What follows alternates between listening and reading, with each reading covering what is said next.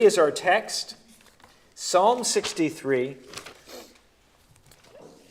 If you're able to, once you get there, if you'll stand with me, out of a love for the Word of God, Psalm 63. It's a pleasure to be back here this morning. It's a beautiful morning, not scorching hot out, so that's always nice. So Psalm 63. If you'll follow along silently as I read out loud, O God, Thou art my God. Early will I seek Thee. My soul thirsteth for Thee. My flesh longeth for Thee in a dry and thirsty land, where no water is. To see Thy power, I rejoice. My soul followeth hard after Thee. Thy right hand upholdeth me. But those that seek my soul to destroy it shall go into the lower parts of the earth. They shall fall by the sword. They shall be a portion for foxes. But the king shall rejoice in God. Every one that's... You may be seated this morning. You may be seated this morning. A couple of things as we get going into this. First off, I really think that the songs that we actually had this morning lead really nicely into this particular sermon.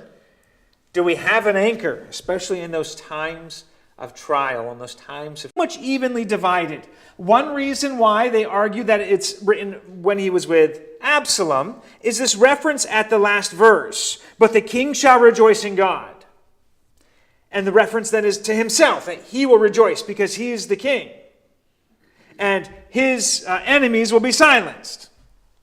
Oddly enough,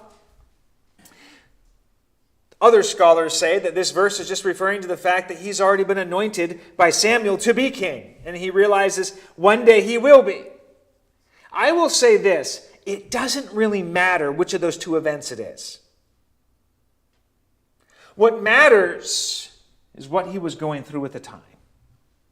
So I'm going to assume that this is actually referring to his first wandering. Because we have to remember, he didn't wander from Saul for a month, 6 months. He ran from Saul for years. Being lied about by the king,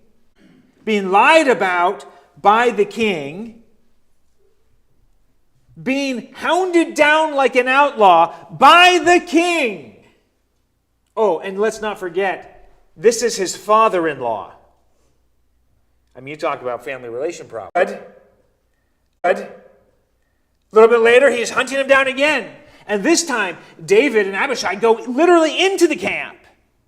And the Bible tells us that Saul has actually dug a trench and is sleeping. I'm not trying to overthrow you.